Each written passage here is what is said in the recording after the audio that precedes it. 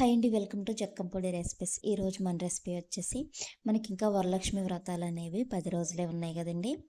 అమ్మవారికి ఎంతో ఇష్టమైన ఆవపెట్టిన పులిహోర అనేది ఎలా చేసుకోవాలి ఏంటనేది ఈ వీడియోలో చూసేద్దాము. లాస్ట్ వరకు స్కిప్ చేయకుండా వీడియో మొత్తం చూసేయండి. అమ్మవారికి ఈ నైవేద్యం అంటే చాలా ఇష్టం అనమాట.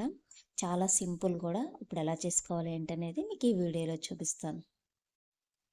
ముందుగా మనకి పులిహోరకు కావాల్సినవి ఏమేంటో మీకు ఇప్పుడు చూపిస్తాను. పల్లీలు వచ్చేసి ఒక హాఫ్ కప్పు వరకు తీసుకోండి. అలాగే పోపు దినుసులు వచ్చేసి ఒక హాఫ్ కప్పు వరకు తీసుకున్నాను. ఒక 4 టీ స్పూన్లు అయితే సరిపోతుంది. అలాగే కరివేపాకు వచ్చేసి ఒక 4 రెబ్బల వరకు తీసుకున్నాను. ఎండుమిర్చిని ఒక 5 తీసుకొని ఇలా కట్ చేసి పక్కన పెట్టేసుకోండి.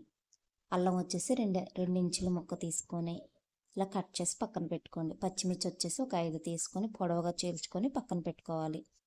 ఇప్పుడు ముందుగానే చింతపండు ఒక 100 గ్రాములు తీసుకొని గోరువెచ్చని వేడి వాటర్లో ఇలా నానబెట్టి పక్కన పెట్టేసానండి. మనకి గోరువెచ్చని వేడి వాటర్లో నానబెట్టడం వల్ల ఇదిగోండి చూడండి, మనకి మెత్తగా ఇలా జ్యూసీగా వస్తుంది అనమాట. మనకి రసం అనేది తొందరగా వస్తుంది, ఎక్కువగా వస్తుంది అనమాట.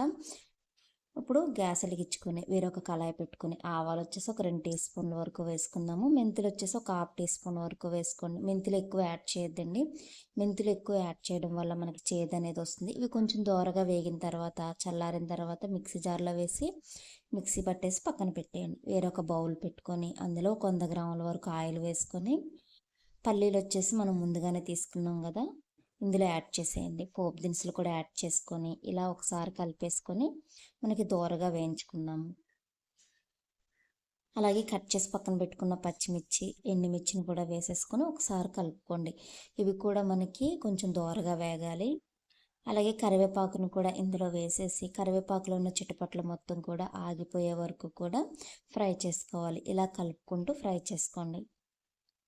ఇవన్నీ కూడా మనకి ఇలా ఫ్రై అయిపోయిన తర్వాత పసుపు వచ్చేసి ఒక టీ స్పూన్ వరకు వేసుకోండి. అలాగే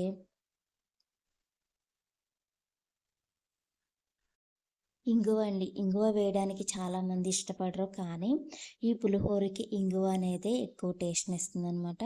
ఇంగువ వచ్చేసి ఒక పావు టీ స్పూన్ వరకు వేసుకోండి.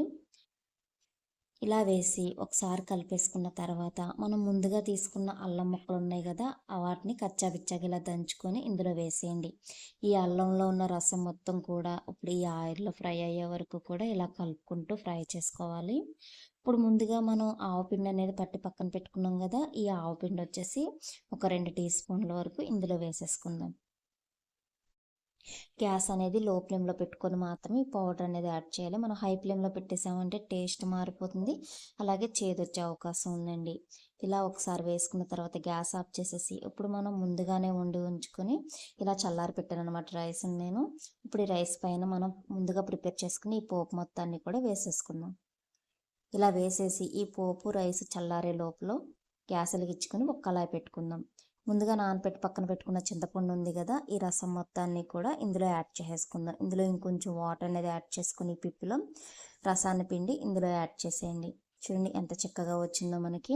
ఇప్పుడు ఇందులో పసుపు వచ్చేసి ఒక హాఫ్ టీ స్పూను, మిరియాల పౌడర్ వచ్చేసి ఒక టీ స్పూన్ యాడ్ చేసుకోండి. మీ దగ్గర మిరియాల పౌడర్ లేకపోతే మిరియాలైనా సరే ఒక 10 తీసుకుని యాడ్ చేసుకోవచ్చు.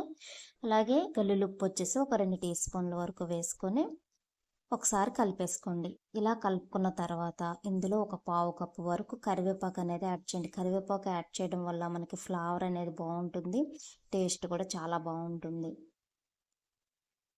ఒకసారి గరిటె పెట్టి కలిపేసుకొని ఈ రసం మొత్తాన్ని కూడా చక్కగా కుక్ అవనివ్వండి. ఇది కుక్ అయ్యే లోపల మనం ముందుగా పోపు అనేది దీనిపైన వేసి ఇలా వదిలేసాం కదండి రైస్ని, ఈ రైస్ మొత్తాన్ని కూడా బాగా కలిపేసుకుందాము.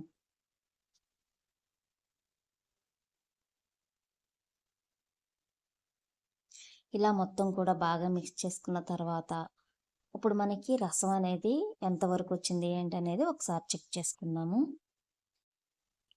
చూడండి, మనకి చింతపండు రసం అనేది ఇంత గుజ్జుగా రావాలన్నమాట. చాలామంది పలచగా ఉన్నప్పుడే దింపేసి పోసేస్తూ ఉంటారు. అప్పుడు మనకి పలచగా ఉన్నది పోస్తే రైస్కి పట్టదండి. ఇలా చిక్కగా ఉన్నది వేస్తేనే మనకి పులుపు అనేది కరెక్ట్గా ఉంటుంది, రైస్ కూడా చక్కగా పడుతుంది అనమాట. ఇలా కుక్ అయిన ఈ చింతపండు రసాన్ని తీసేసి చల్లారిపోయిన తర్వాత మీకు ఎంత కావాలో అంత యాడ్ చేసుకోండి. అంతా ఒకసారి యాడ్ చేస్తారంటే మనకు పులుపు అనేది ఎక్కువైపోతుంది. మనకి కొంచెం కొంచెంగా యాడ్ చేసుకుంటూ ఇలా మొత్తం కూడా రైస్ అంతటినీ కూడా కలిపేసుకోండి. ఎప్పుడూ ఒకేలాగా కాకుండా అమ్మవారికి ఎంతో ఇష్టమైన ఆవపెట్టిన పులిహోర అనేది ఇలా ప్రిపేర్ చేసి పెట్టండి.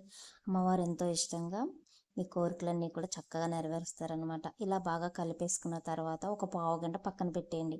అప్పుడు ఈ రసం అనేది చక్కగా ఈ రైస్కి పట్టి మనకు కలర్ బాగుంటుంది, టేస్ట్ కూడా అద్భుతంగా ఉంటుందన్నమాట. మీకు కనుక నా వీడియో నచ్చినట్లయితే లైక్ చేయండి, షేర్ చేయండి, నా ఛానల్ని సబ్స్క్రైబ్ చేయండి. అలా కొత్తగా ఎవరన్నా చూస్తున్నట్లయితే బెల్ ఐకాన్ ప్రెస్ చేస్తే అందులో ఆల్ అనే బటన్ ఉంటుందండి. ఆ బటన్ ప్రెస్ చేశారంటే నా నోటిఫికేషన్స్ అన్నీ కూడా మీరు చూడొచ్చు. అలాగే ఇప్పుడు వచ్చే అన్ని పండగలే కదండి. మీకు ఏ ప్రసాదం అంటే ఇష్టమో కామెంట్ బాక్స్లో కామెంట్ చేయండి. నేను చేసి చూపిస్తాను. Thank you for watching.